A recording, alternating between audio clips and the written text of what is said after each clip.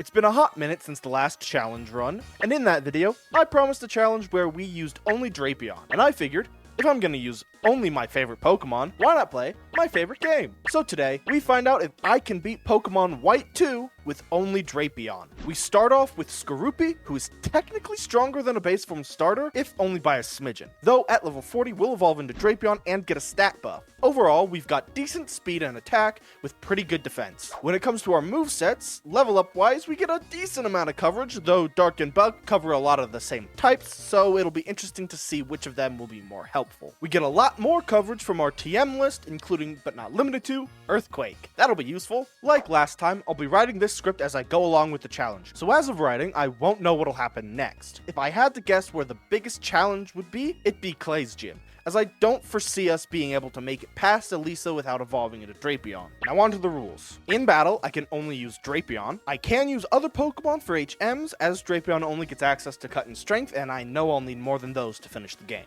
No items in battle, except for held items. To start the game, I use the Universal Pokemon Randomizer to replace Snivy with Skorupi so that our rival will have Tepig, probably the hardest for us to face at both stages. I name myself Fresto and my rival Koner. Anyone who's been watching my channel for a while knows this man. He's got some banger content over on Twitch, so you should go give him a follow, link in the description. Connor stops us on our way to pick up our starter, only to force us into a battle as soon as we get it. The cheeky little bugger. I named the Skorupi Larry, which is a bit of an inside joke between my friend Yuri and I. It's got Sniper for its ability, which is the one I normally prefer, but for a solo run like this, I think I would have wanted Battle Armor to make us immune to crits. Our nature gives me mixed feelings. We're timid, so it speeds us up, but it lowers our attack, meaning we won't be hitting as hard. So it's not ideal, but we'll roll with it. Now let's hop into this battle. First battle, and we're already off to an incredibly lucky start. Flinching Connor's Tepig twice right off the bat, so we can only land a single tackle and tail whip before going down. With that, we travel north heading to our next battle with Koner. Before we get there, we run into Alder, who wants us to fight his school children, but lets us deliver our rival's map first. And of course, he challenges us to a battle as soon as we run into each other. But we knew this was coming already. We came into this battle incredibly underleveled, so it probably won't go as well as last time.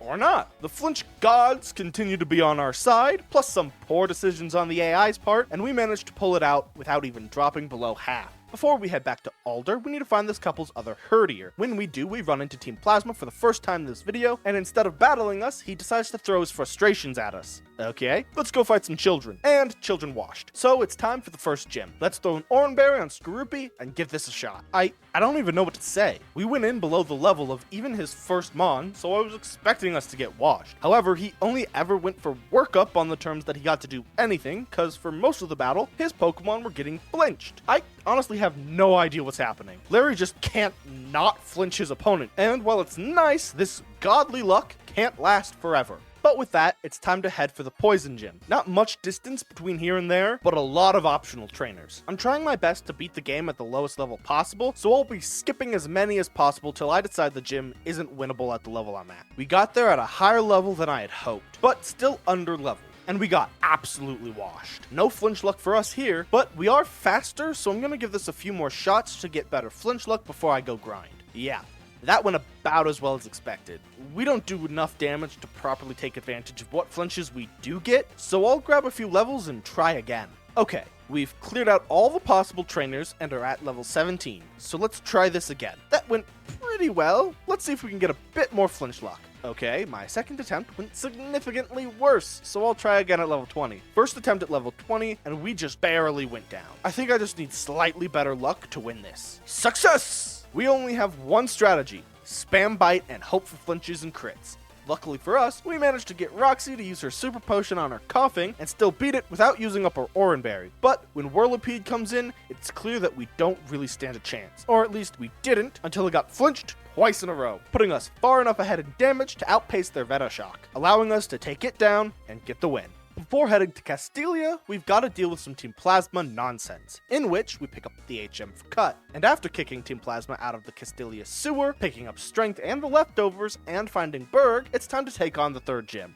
First attempt, and that went nowhere near as well as I expected. To be honest though, as expected, didn't take into account Dwebel's smackdown. It's faster than me too, thanks to Swadloon's string shot, so I can't even fall back on flinch strats. So either we get lucky with a crit, or level up. Let's try for the crit. A few tries in and paying closer attention to how much damage he does versus how much I do, and I think we'd have to get 2 crits to take it down before it takes us down. So I guess I just need to grab more levels. That's so frustrating too, because I'm sure we could beat his Levani if we could just get to it. I'll come back at level 25 and try again. Level 25, and right off the bat, this is not going as planned. I was hoping the extra damage would allow us to take out Swadloon before he got a string shot off, so we could hopefully outspeed the Dwebel. But he's still a 3-shot. Bright side, we do get him to use his hyper potion up. When he sends out Dwebel, I had a spark of hope as we were practically full health. This hope was quickly dashed when I saw how much damage he did versus how much damage we did. But thanks to a well-timed crit, we were able to take it down before it did too much to us. With that, we finally get to take on Levani. We're at half health, so we're fighting an uphill battle. But with our Bug Bite, we're able to steal and use its Citrus Berry, and it's dead. It's dead. Let's go for crit number 2! I guess we probably didn't need that extra level after all. Well, anyway, it's time for us to move on towards gym number 4, which I don't expect we'll be able to beat before evolving thanks to her Emolga. Though, looking at our team now, I notice it doesn't have a flying type move, but Zebstrika has Flame Charge, so probably still need to evolve. Before we can find out, we need to take on Colress. Well, he absolutely dog-walked us with paralysis as we got fully paralyzed 4 times in a row. Of course, it doesn't help that his steel types resist everything we do, but we can't do Skorupi Rock Smash, so round 2 goes a lot better. Though we do barely eke it out thanks to abysmal paralysis luck, leaving us on 2 HP before taking down his Clink. Good lord! Volt Switch did over half! Then she switched into Zebstrika, so we immediately got its Citrus Berry, then its Volt Switch nearly took us out, only for Flaffy to come in and finish the job. For the first time in this challenge, I think we got beat so decisively that the only option is to grind. Let's try again at level 30. During the grind, I found the DM for Dig. Skorupi can learn it, so maybe it'll give us the edge we need to win this. That being said, the first attempt at level 30 was just as decisive for our defeat. I think I just made some poor move choices and predictions, so let's give this another shot before I submit to more grinding. Better choices made. This goes really well. We managed to take down both Zebstrika and Flappy before Emolga took us down. And shockingly, I think the biggest problem is how much damage Volt Switch does. Though, if she were to choose better moves with Zebstrika, we wouldn't stand a chance. I'm gonna need to grind out a few more levels. First attempt at level 35, and we immediately get crit by Emolga's Volt Switch that almost one-shots us. We tried our best, but we just couldn't recover. Well, in the next attempt, she didn't crit turn 1, and we easily dispatch with Zebstrika and Flaffy. But Emolga just outpaces us, even if we aren't paralyzed. I don't think we stand a chance. I'm gonna get to level 39 and try again. I'd really like to finish this gym without having to evolve, as that would make Clay's ground types neutral, but we'll have to see. Level 39 brings about the biggest change to this battle so far. We now outspeed the Emolga, which really threw a wrench in our basic plan, but not anything we can't adapt to. However, it does mean that we get a hit off on Emolga before it switches out, even if it was resisted. She switched into Zebstrika, and we go for Bug Bite to consume its Citrus Berry before it gets the chance to. Then we go for Dig, which takes it out. She had 2 opportunities to hit us, but not once did she go for Flame Charge, which could have very easily made this a much different battle. So thanks, I guess. Next, out comes Flaffy. We go for Dig, and when we come back up, she lands a Thunder Wave, making us slower than them for the remainder of the battle. She then Hyper Potions up as we get fully paralyzed. I then hit Dig, only for her to go for Volt Switch, and considering what her only switch option is, there was some instant regret.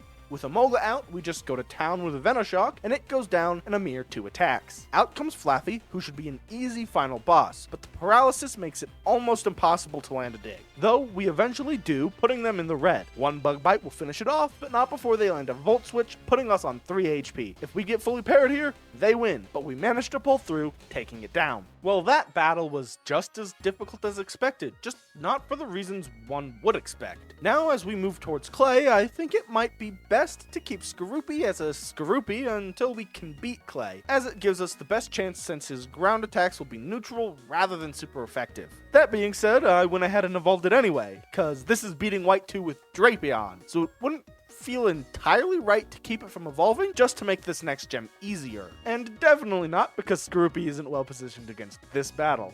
Well, first attempt against Clay went a lot better than expected, and if it weren't for Krokorok's Intimidate, I think we might be able to outdamage the rest of his team. I think if we get to the point where we can one-tap the Krokorok despite the attack drop, then we'll be able to outpace him. Level 44, and we're now able to one-tap the Krokorok with Bug Bite. Or maybe not, but we got the crit, so we did anyway. Next up is Sandslash, who takes 3 hits to go down, so he manages to land 2 Bulldozes, dropping our speed by 2, so we're slower than the Excadrill when it comes out. That being said, Clay just never went for a ground move with it, so even with a crit from its Metal Claw, we're able to take it down without too much trouble. Now that that's out of the way, I honestly don't see us getting stuck again for a good bit. Next up is the Pokemon World Tournament, where we fight both our rival and Colress again, but they're both so hilariously underleveled for this point in the game that it isn't really worth talking about. I mean, we one-shot all our rivals' Pokemon and one-shot all but Colress's Magneton thanks to its Sturdy. So let's move on. Did I say we wouldn't have trouble for a bit? Well, any battle can give you trouble when you aren't paying attention. When we started, we easily dispatched Swoobat with a single Night Slash, but when Swanna came out, I went straight for Night Slash, forgetting to go for Bug Bite and steal its Citrus Berry. So it got to use it and her Hyper Potion. On top of that, it had a Roost, meaning it just wouldn't go down. But it could hardly hurt us, so it was only a matter of time before it went down too. But now it's time for Skarmory, and I'll be perfectly honest, I don't have a good way to handle this guy. It either resists or is immune to all the moves I have access to, outside of the Fangs that I would need a Heart Scale to learn. So if I lose, then I'll track one of those down and try again with Thunderfang. But it seems that won't be necessary, because after landing a lucky crit, we're far enough ahead that we can take it down before it gets us, if just barely. Thank you, Sniper. Next up is the Dragon Gym, and I'll be interested to see if I can get to Drayden without more Pokemon in my party. But we'll cross that bridge when it comes to it, because we've got a good bit of journeying to do. We've got to fight our rival in Undella Town, then Zinzolin in Lakanoza Town. First up is our rival, and on the first attempt, we go down to a lucky crit. On the next attempt, we manage to win with relative ease. Unpheasant didn't even touch us, Emboar doesn't have a fighting type move this time around, so it barely touched us, and Simipour went for Leer instead of attacking, so it didn't even get the chance to crit us this time. Oh, relatively easy fight. Next up is our first battle with Zinzolin, which happens to be a double battle with our rival. Another easy battle, only being hindered by our rival's poor move decisions. Considering I went into the Golbat thinking the Fire type would attack the Ice type with its Flamethrower. Though he was there to eat up hits for me, so I guess I can't complain too much. Now, on to the next gym. First, I gotta end this old man's winning streak. Alright, it turns out we can't make it to Drayden without having 3 Pokemon in our party, since the last layer makes you do either a triple or rotation battle. So I grabbed 2 Azurills who know Splash, and took on the rotation battle so that they could have the least impact possible. Now on to the leader. First attempt, and we made it all the way to Haxorus, but we were left too low from Flygon's Earth Power to be able to bring it out. That being said, I think we're at a high enough level. Just need to land a crit on either Flygon or Haxorus. To that end, I'm going to pick up the Scope Lens to see if that helps, or if I need the leftovers to last long enough to win. A few attempts later, and we've come to an attempt where we crit Dredagon on the second attack, and crit Flygon on the first, but lose to Haxorus, which I am blaming on me forgetting to steal its Citrus Berry, and not that we're outclassed. So we'll give this another few attempts before I submit to grinding. And would you look at that? Just 2 tries later, and we've crit the Dredagon and Flygon again! So this time, we make it to Haxorus with max HP. And this time, I actually remembered to yoink the Citrus Berry, so it can't heal beyond the Hyper Potion. He did immediately go for not 1, but 2 Dragon Dances, so I was sweating a little bit, but we still managed to outspeed and outdamage him, giving us the win. After beating Drayden, Team Plasma attacks Appaloosa City, and we fight Zinzolin again, by ourselves this time, and he's as easy as ever. His Cryogonals both drop to a single Night Slash, and even though I blanked on Bug Bite being super effective on the Weavile, it still went down with relative ease to us spamming Poison Fang. Now we get to chase down the Shadow Triad after they stole the DNA splicers, and when we catch up with one, we fight them, and they're just as easy as Zinzolin. 2 Bulldozes per Poniard, and when Absol comes out, I hit it with a Poison Fang before finally remembering that Bug Bite exists. Then one of it, and victory is ours. But he wasn't the one that had the DNA splicers, so now we have to hunt them down. But before that, we take on the final gym. The first attempt went really poorly. he led with a critical Scald right off the bat and is tanking Bulldoze. He eats them up so much that I'm not even sure the crit mattered in the long run. Only one way to find out though. Well, this time we did manage to beat Caracosta, but it set up a Shell Smash and put us in the yellow before going down. Then Wailord comes out and goes down to a critical Night Slash. Then Jellicent comes out, lives a Night Slash, and drops us with a critical Brine. I think we can win. We just need to get a little lucky. Okay, it would appear that as we are now, we need to get really lucky to win. But instead of grinding, I was able to pick up an extra heart scale, so I'm gonna go teach Drapion Thunderfang and see if that helps. Well, it's not doing too much more than Bulldoze was, so maybe it won't. But Caracosta got parried turn 1, so maybe that'll be enough. It goes for Shell Smash, but that doesn't help it outspeed us, and we put it in Hyper Potion range. Slightly annoying, but it's good to get it out of the way early. 2 Thunderfangs later, and Caracosta drops. Next up is Wailord, and it's a bulky one, and it gets even bulkier by going for Amnesia. Just not the right kind of bulky. 2 Thunderfangs and it goes down too. Finally, we're out to Jellicent and we lead with Bug Bite to make sure it can't heal with its Citrus Berry. It hits us with a Scald, taking out half of our HP, and now it's time to go for Night Slash, which almost takes it out. Then it goes for Recover. But it's not enough, and the next Night Slash takes it down. And with that, we're in the home stretch. But we still need to deal with Team Plasma before taking on the league. We've got 2 Zinzolin fights, I think, and then Colress and Getsis. Well, the first Zinzolin fight was so easy, it's not even worth your time. We'll see if the second round is any different. Yeah, no, he was a joke. Which means it's Colress time. Alright, Colress is not going anywhere near as well as expected. He leads with a Magneton that has Sturdy, so he always paralyzes us. The halved speed is just too much for us to overcome, and it makes Dig next to useless. So we have to use the weak of Bulldoze, which can't even one-shot the Magneton without a crit. So I think we need more levels. This is not where I was expecting that to happen. 65, and we seem to outspeed both Magneton and Magnezone post-paralysis thanks to the speed drops from Bulldoze. So in a few levels, we should consistently outspeed them. The rest of his team, however, let's just say outside of the paralysis, we can barely touch Kling Klang, so it gets to set up with Shift Gear, and that spells our doom. I'm gonna give this a few tries every other level, and I'll come back when A, either something interesting happens, or B, we come to a winning run. Well, that didn't take long. At level 67, we start the battle as we always do. Bulldoze the Magneton, which leaves it in the red, but doesn't trigger its Sturdy, and it paralyzes us. On the next turn, we go for Bulldoze again, but not before he uses a Hyper Potion, bringing Magneton back to full. With 2 speed drops, we're able to outspeed and take Magneton out. Magnezone comes out, who goes for Discharge while we land a Bulldoze. This one would one-shot if not for Sturdy. 1 speed drop isn't enough to make it slower, so it gets 1 more discharge off before going down. Then out comes Kling Klang, who we have to hit with Night Slash first, despite it being resisted due to its air balloon. As we do, it goes for its first Shift Gear. With the air balloon popped, we can start going for Bulldoze as it sets up another Shift Gear. Luckily, this gives us enough time to recover enough with the leftovers that when it finally goes on the offensive, we live. Next up is Metang, who just misses the mark in taking us out, leaving us on 7 while getting the attack buff from Meteor Mash. That being said, we land a lucky crit with Bulldoze, taking it down before it can do anything with that buff. His final Pokemon is a Beheeyem, who goes for Calm Mind rather than the knockout. So we go for Night Slash and Oko for the win. Bit of a tough challenge from Colress there, but now we're on to Getsis, who I suspect will go a lot better as we are just better positioned against his team, with super effective moves for 4 out of his 6 Mons. 5 if you don't count Electros's Levitate, but I don't know why you wouldn't. Neither of the remaining 2 resist our stab attacks. Plus, he's at the same level as Colress, so we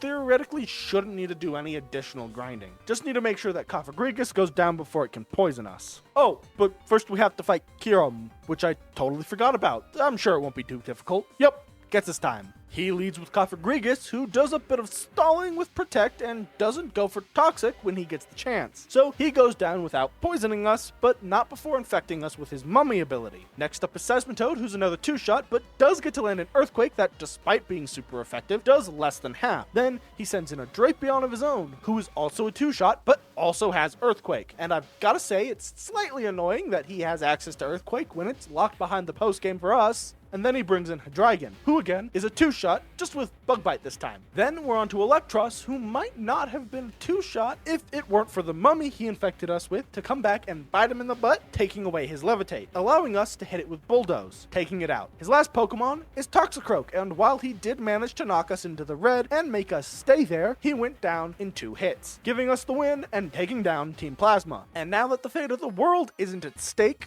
we finally get to move on with our lives and go take on the Elite Four, but not before taking on our rival one last time. He leads with Unpheasant and I start unleashing cross poisons as he goes for Swagger. We hit ourselves in confusion and he goes for U-turn, pivoting into Buffalon. We promptly snap out of confusion and land a cross poison, nearly taking him out as he lands a head charge, dropping himself into the red. He heals with a max potion as we nearly drop him again, this time poisoning him, but it hardly matters as he drops on the next turn anyway. We're into Semipour, who gets one shot, probably thanks to the Swagger attack boost, and out comes Emboar, who gets bodied by Bulldoze before it gets to do anything. Finally, he sends Unpheasant back in, but Cross Poison quickly dispatches it. I feel like that could have gone very different had we not snapped out of confusion so quickly, or had he not gone for Swagger at all. Anyway, here's where we're at right now before the league. And honestly, we might be able to do this right now. We're so well positioned against 3 out of 4 league members that we'll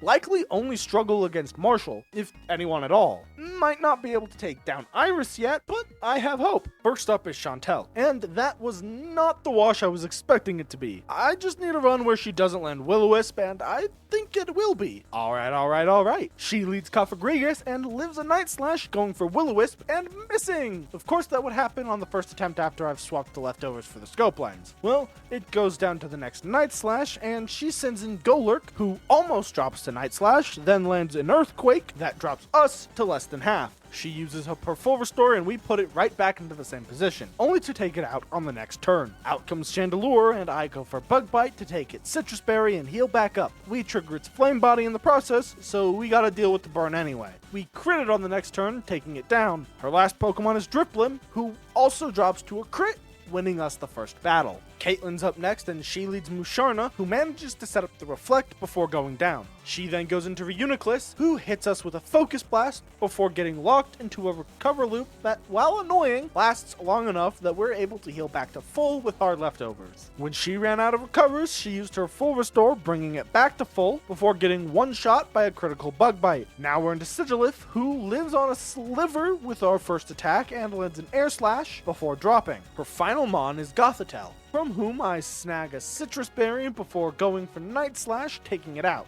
Well, at least that one was as easy as expected. Grimsley's up next, and this might be a lot more difficult than I expected. Crocodile's Intimidate and Rock Tomb heavily nerf us, and Bishop's Defiant makes Bulldoze next to useless. I'm gonna try again with Dig. Yep, that did the trick. He leads Purloin and goes for Fake Out as we heal all the damage with leftovers. It then lives a Bug Bite, which it did not do last time, but he uses a full restore on it, so there's that. 2 more Bug Bites and it goes down. Next up is Crocodile and its Intimidate drops our attack 1 stage. It then goes for Earthquake, dropping us to less than half as we land a Bug Bite, taking out less than half. We then heal to just over half with leftovers, but not so much that another Earthquake won't KO us. When for some reason he goes for Rock Tomb instead, allowing us to live. We still outspeed, so we drop it with the next Bug Bite. Then in comes Bisharp, who I'll admit I forgot was holding the Citrus Berry, so I spammed Dig till he used it. Oh well, the extra leftovers turns we got from Dig did a good enough job keeping us in the game, and we take down the Bisharp with relative ease. Now comes Scrafty, and I had some trouble with this one. Our Cross Poison is doing roughly a quarter of its HP, so he'll at minimum get 3 hits in. Well, he would if he didn't miss the first Rock Tomb. On the second round, we poison him, and he lands the Rock Tomb, dropping our speed again, but doing next to no damage with it. We still outspeed the thing, so while our next Cross Poison doesn't KO him, the poison will. It is now, after writing this, that I realize us outspeeding him wasn't really a factor with how little his Brick Break did. I knew it! Marshall is a pain in the butt. Throw is bulky enough to take 3 hits, allowing him to hit us with Bulldoze twice, dropping our speed that many times so that the Mienshao outspeeds us. Now I can deal with that, but none of that compares to the sheer bulk of his Conkeldurr. I mean, look at that! I barely scratched it. Nonetheless, I'm gonna give this a few more tries before I level. A few tries later, and we get to a run where we crit the throw on the second turn, so we only have our speed dropped by 1 stage. So when Mienshao comes out, we outspeed and duck underground, causing its high jump kick to miss, cutting its health in half, only for us to rise from the ground and take it down. Then Conkeldurr comes out, and as per usual, we Bug Bite to steal the berry. Then Cross Poison crits, so I'm not sure that even mattered. Lastly is Sock, who goes down in 2 Cross Poisons for the easiest Elite Four yet. Well, maybe second easiest. Caitlyn was more annoying, so it felt more difficult. And with that, we're on to Iris. Gotta say, I was expecting to be in the 80s at the start of this, but here we are. She's got a few Pokemon that we deal with easily, but a few that'll probably be more difficult, and I don't think we can get through them all at our current level, but we'll see. Yeah, no. I've tried numerous times at our current level, and we simply can't do it. At least not without extreme luck. I think we need to at least high roll Hydreigon to take it out in 2, and then crit almost everyone else. I say almost, because the most I've gotten through is Hydreigon, Aggron, and Haxorus, and that was with me critting all 3 of them.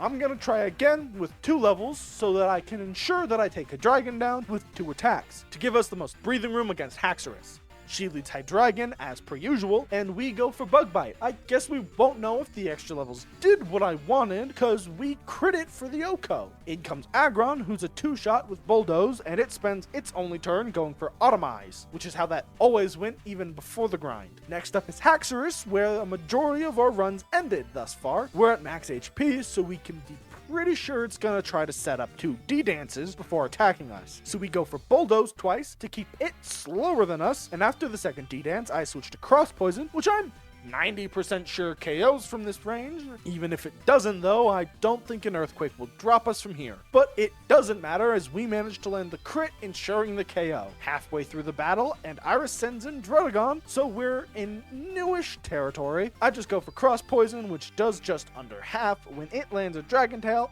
that does jack all, hurting itself with the life orb it's holding, allowing us to KO it on the next attack. Now we're in completely new territory. And to start us off, she sends in Lapras. We go for Cross Poison, dropping it to just under half, and it misses the Sing. And we land another crit for the KO. She then sends in her last Mon, Archeops, which can be a real threat if you let it. But our Night Slash drops it to less than half, triggering its defeatist, heavily nerfing it, making it a non-threat. So we take it out on the Crackback, winning us the run. Alright, that was a fun run. Didn't get stuck nearly as often as I expected, and not definitely not the place I expected. Clay was surprisingly easy despite us being weak to ground. But with that said, there are a few things I want to talk about before we call it a day here. For starters, we hit 250 subscribers. That is amazing, more than I thought I was gonna get to any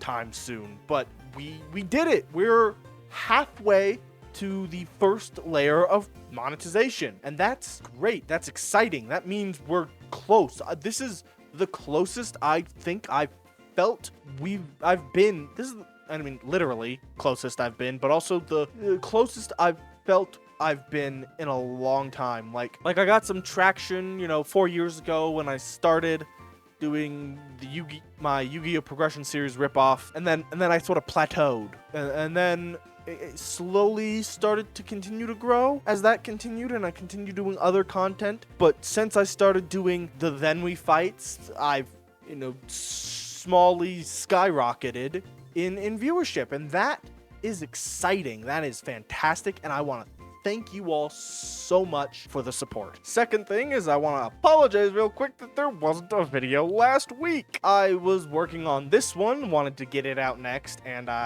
it took longer to edit than I expected, and then I was busy over the weekend, so I didn't have a chance to continue doing so. So yeah. Next, I am not going to be announcing what the next challenge video will be because I don't know if there's gonna be one. And really, I did the last one, announced this one, and then felt like I was obligated to do that. And in doing so, I took a break from obviously the Then We Fights, which who knows? I haven't uploaded this. One, I've already missed a week, and two, this one probably won't do as well as those, but we'll find out. So yeah, I'll see you all back here next week, hopefully, for more Then We Fight shenanigans.